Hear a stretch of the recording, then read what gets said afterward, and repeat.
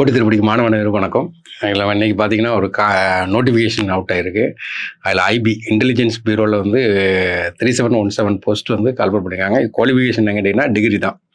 இது அப்படியே நம்ம எஸ்எஸ்சியில் எப்படி நமக்கு ஒரு 25 நம்ம எஸ்எஸ்சி படிக்கும்போது ப்ரிலிம்ஸ் டயர் 1 பொறுத்த வரைக்கும் 25 கேட்குற மாதிரி இங்கே வந்து 20 வச்சு கேட்காங்க. சென்ட்ரல் கவர்மெண்ட் எக்ஸாம் பொறுத்த வரைக்கும் மெயினாக கவனிக்க வேண்டியது என்னென்னா மேக்ஸு, ரீசனிங்கு, இங்கிலீஷு, ஜிகே எல்லாமே டைரக்ட் கொஸ்டினாக தான் இருக்கும். ரொம்ப கன்ஃபியூஸ் பண்ணுற கொஸ்டின் இருக்காது. இதில் மட்டும் எக்ஸ்ட்ரா நமக்கு என்ன பண்ணணும்னா கரண்ட் அஃபேர்ஸும் கொண்டு வரலாம். அதை நம்ம ஜிகேல எடுத்துக்கலாம். எல்லாருமே ஃபஸ்ட்டு அப்ளை பண்ணுங்கள். அப்ளை பண்ணாமல் இருக்காதீங்க. எஸ்எஸ்சி வந்து எம்டிஎஸ் வந்து 24 லாஸ்ட் டேட்டு. யாரும் அப்ளை பண்ணாமல் இருந்தாங்க கண்டிப்பாக அப்ளை பண்ணுங்கள். ஒரு 3-4 மாதம் படிச்சிங்கன்னா எம்டிஎஸ்சில் வந்து வேலைக்கு போயிடலாம். அது கையோட அதுக்கு படிக்கிற மாதிரியே இதையும் நம்ம அப்ளை பண்ணிடுங்க. ரொம்ப ரேராக வரக்கூடிய கால்ஃபர் இப்போ வந்திருக்குது.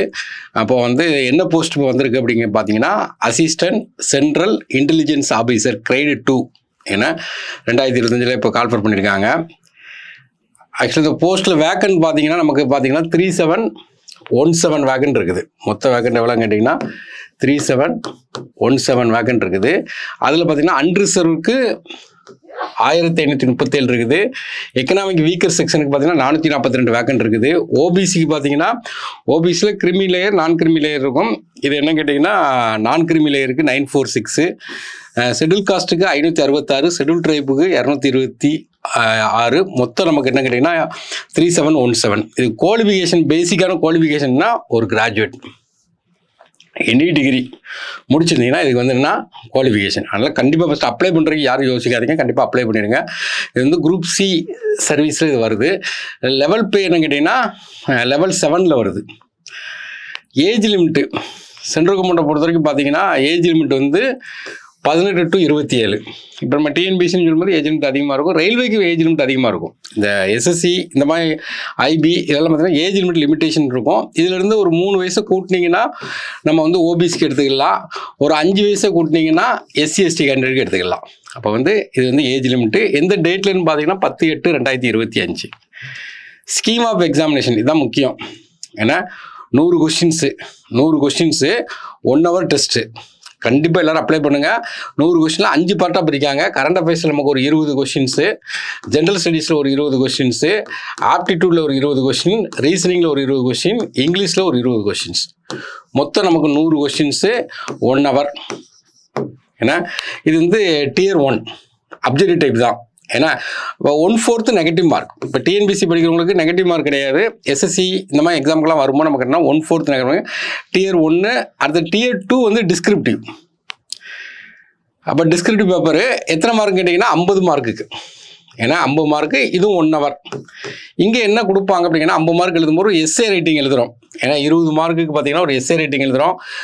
காம்ப்ரிஹென்ஷன் ஒரு 10 மார்க் கொடுக்குறோம். அப்புறம் லாங் ஆன்சர் டைப் கொஸ்டின் வந்து 2 கொஸ்டின் கேட்குறாங்க 10 மார்க்குக்கு. எதுலேருந்து கேட்குறாங்கன்னா current affairs, economic, socio political இஷ்யூலேருந்து கேட்குறாங்க. மொத்தம் நமக்கு என்னென்னா 50 மார்க் டிஸ்கிரிப்டிவ் எழுதுகிறோம். அப்போ இதுக்கு கிளியர் பண்ணோன்னா என்னென்னா Tier 3 வந்து இன்டர்வியூ வந்து 100 மார்க். 3 ஸ்டேஜ் இருக்குது. Tier 1 அப்ஜெக்டிவ் டைப்பு, Tier 2ங்கிறது டிஸ்கிரிப்டிவில் எழுதுகிறோம், Tier 3ங்கிறது என்னென்னா இன்டர்வியூ வேணும். இதுதான் scheme of examination. Exam centre எங்கெல்லாம் இருக்கும் பார்த்தீங்கன்னா தமிழ்நாட்டை பொறுத்த வரைக்கும் பார்த்தீங்கன்னா திருநெல்வேலி, இப்போ சவுத்துலேருந்து பார்க்கும்போது திருநெல்வேலி இருக்குது. மற்றபடி சென்னை, கோயம்புத்தூர், மதுரை, சேலம், திருச்சிராப்பள்ளி, வெள்ளூர் இது வந்து எக்ஸாம் சென்டர். இம்பார்ட்டன்ட் டேட் பார்க்கும்போது இன்றைக்கி தான் இந்த டேட் ஓப்பன் ஆகுது. ஆன்லைன் ரிஜிஸ்ட்ரேஷனு இன்றைக்கி டேட்லேருந்து 19/7/2025. லாஸ்ட் டேட் என்ன கேட்டிங்கன்னா 10/8/2025 லாஸ்ட் டேட்டு. அப்புறம் அந்த செல்லாங்கட்டுறதுக்கு பார்த்தீங்கன்னா 12/8/2025. எக்ஸாமினேஷன் ஃபீ என்னன்னு கேட்டிங்கன்னா எல்லா கேண்டிடேட்டுக்குமே பார்த்தீங்கன்னா 550 ரூபா. இப்போது மேல் கேண்டிடேட்டாக இருந்தால் அன்ரிசர்வில் மேல் கேண்டிடேட் இருந்தாவோ, எக்கனாமிக் வீக்கர் செக்ஷனில் மேல் கேண்டிடேட் இருந்தாவோ, ஓபிசி கேட்டகரியில் மேல் கேண்டிடேட் இருந்தாங்கன்னா ஒரு 100 ரூபா அடிஷ்னலாக கட்டணும். அப்போ மேல் கேண்டிடேட் இருக்கும்போது நம்ம 650 ரூபா கட்டுறோம். மற்றவங்க எல்லோரும் பார்த்தீங்கன்னா 550 ரூபா கட்டுறோம். இதான் எக்ஸாமினேஷன் ஃபீ. கண்டிப்பாக அப்ளை பண்ணுங்கள். ரேராக வரக்கூடிய கால்ஃபர் வேக்கன்சி அதிகம் 3717 இருக்குது. இதில் பார்த்தீங்கன்னா இதுக்கு நம்ம ஒரு எஸ்எஸ்சிக்கு படிக்கிற மாதிரியே இதையும் அப்ளை பண்ணி உட்காந்து படிச்சுன்னா ஈஸியாக பாஸ் பண்ணலாம். சென்ட்ரல் கவர்மெண்ட் நிறைய கால்ஃபர் போட்டுகிட்டே இருக்காங்க. ஆனால் நம்ம எதையுமே கண்டுக்கிடாமல் ஒரு லிமிட்டேஷன் கால்ஃபரையும் நம்பி உட்காந்து படிச்சுட்டு இருக்கோம். நம்ம எவ்ரி வீக் பார்த்தீங்கன்னா எம்ப்ளாய் நியூஸ்லேயும் பார்த்தீங்கன்னா சின்ன போஸ்ட்டு நிறைய வரும். அது வாரம் பார்த்தீங்கன்னா வேலைவாய்ப்பு செய்திகள்னு சொல்லி நம்ம யூடியூப்பில் பார்த்தீங்கன்னா போட்டுட்ருக்காங்க. சின்ன சின்ன வேக்கண்டாக இருக்கும், போட்டியே இருக்காது. அப்போ அந்த இடத்துல பப்ளிக் செக்டராக இருக்கும். இந்த பப்ளிக் செக்டர்லாம் எழுதும்போது இதே பேட்டர்ன் தான். சென்ட்ரல் கவர்மெண்ட்டை பொறுத்த வரைக்கும் பார்த்தீங்கன்னா maths, reasoning, English, general knowledge இதான் பேட்டர்ன். இந்த பேட்டர்ன் நீங்கள் அழுத்தி படிச்சிட்டிங்கன்னா ஈஸியாக பாஸ் பண்ணிடலாம். தேங்க்யூ.